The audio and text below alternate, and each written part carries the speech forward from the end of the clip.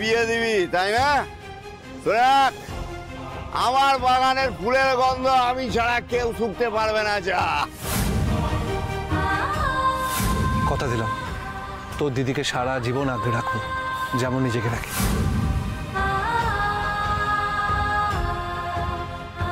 ময়ূকটা তোকে খুব ভালো রাখবে, দেখবি দিদি।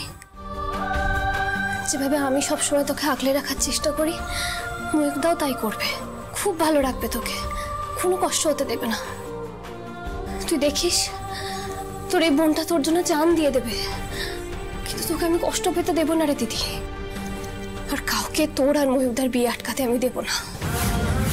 বড় বাড়ি আলো করে রাজরানীর মতো হয়ে থাকবে তুই, তোকে কোনো কষ্ট পেতে হবে না। এটা আমার প্রতিজ্ঞা।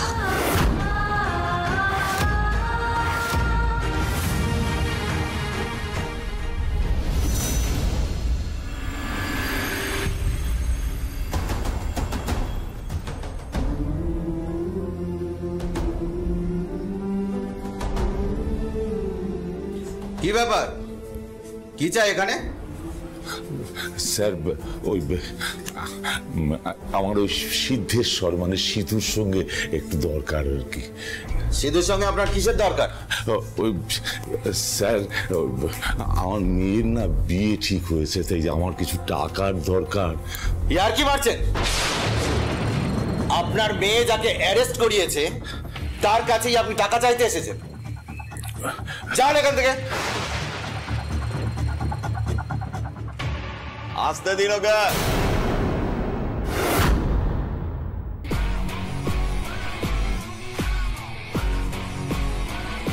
বাপের মেয়ে তো খুব দিদিগিরি দেখালো, মার কাটারি। তাতে বাপের কি হাল হয়েছে একবার দেখি। যান, বেশি সময় নষ্ট করবেন না, যান।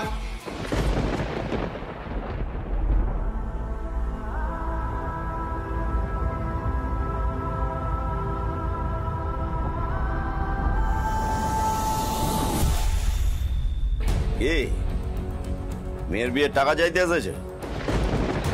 মার গাড়ি, তোমার তো লজ্জা শরম কিছুই নেই দেখছি। দেখো বাবা, বড় বাড়িতে মেয়েটার বিয়েটা ঠিক হয়েছে, কিন্তু তাদের মুখের যোগ্য ক্ষমতাও যে আমার নেই।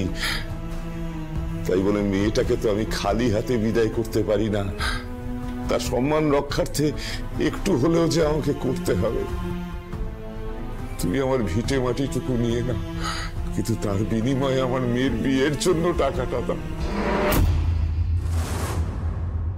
তুমি কি ভেবেছো কি তোমার ছোট মেয়ে আমাকে অ্যারেস্ট করিয়েছে আর তোমার বড় মেয়ের বিয়ের জন্য আমি টাকা দেবো? মার্কাটারি যাকে আমি বিয়ে করতে চেয়েছিলাম তাকে অন্য জায়গায় বিয়ে করার জন্য আমি আবার টাকা দেবো? এক পয়সা হবে না। বিয়ে দেওয়ার মুরদ না থাকলে ভিক্ষে করাতে যাবো। শোনো, সঙ্গে দুটো মেয়েকেও নিয়ে যাবো ভিক্ষে করাতে। যাবে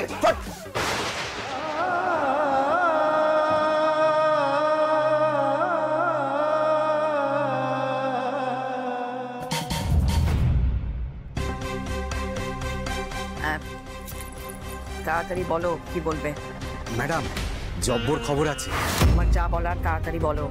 ম্যাডাম, ওই চাষা স্বপন এসেছে সিধুর সাথে দেখা করতে।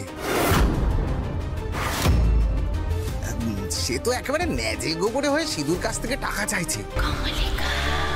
হ্যাঁ, সিধুও তেমন তেটিয়া, দিয়েছে একেবারে ফুটিয়ে। না না, আমি বুঝতে পারছি না, কিসের টাকা?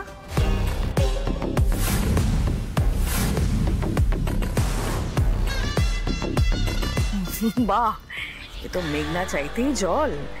এবার তো কাঁটা দিয়ে কাঁটা তুলবে কমলিকা। শুধু সিধুর সাথে উকিলের দেখা করার আগে খবরটা দিয়ে দিতে হবে। আমি ভাবতে পারছি না, হয়তো গায়ে কাঁটা দিচ্ছে। হ্যাঁ ম্যাডাম, ঠিক আছে ঠিক আছে।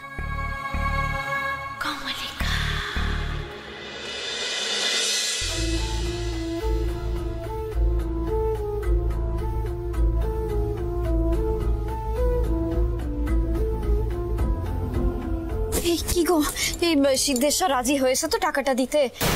টাকার অভাবে বিয়েটা আটকাবে না তো? প্লিজ প্লিজ প্লিজ সিধু যেন রাজি না হয় ঠাকুর, তাহলে আমার সব প্ল্যান আবার ভেস্তে যাবে। ও বাবা, চুপ করে আছে কেন? সিদ্ধেশ্বর কি বললো? দিদির বিয়ের খরচাও দেবে? পারলাম না রে বাবা, ক্ষমা চাইলাম। কিছুতেই রাজি হলো না, দূর দূর করে তাড়িয়ে দিল। টাকা সে দেবে না।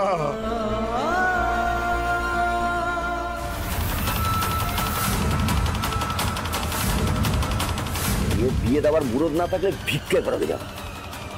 শোনো, সঙ্গে দুটো মেয়েকেও নিয়ে যা ভিক্ষা করাচ্ছি।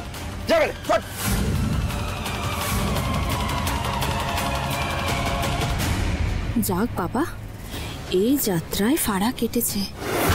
সিধু না জেনেই আমার উপকার করে ফেলেছে।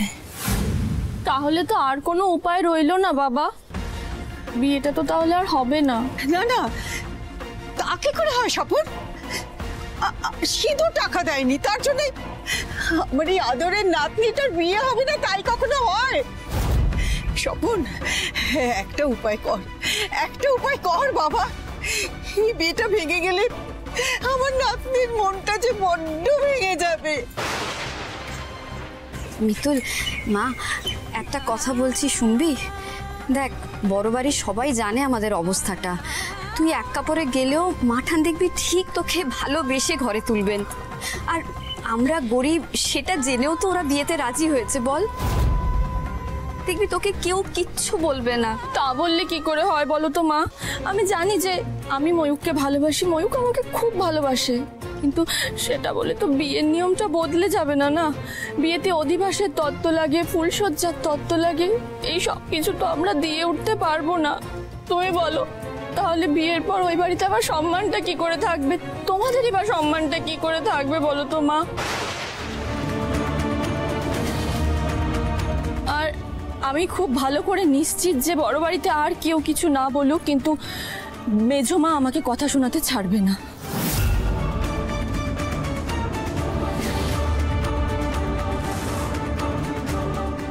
বাবা, প্লিজ এভাবে আমার বিয়েটা দিও না। বিয়ে যদি দিতেই হয় তাহলে মান সম্মান বাঁচানোর জন্য যতটুকু খরচা করা দরকার ততটুকু আমাদেরকে করতেই হবে বাবা।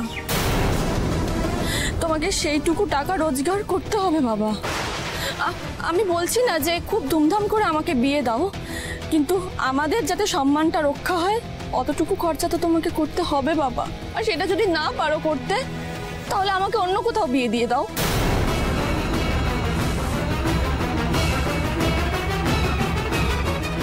মালাই শাক, নাতনিটার কষ্ট আমি আর চোখে দেখতে পাচ্ছি না।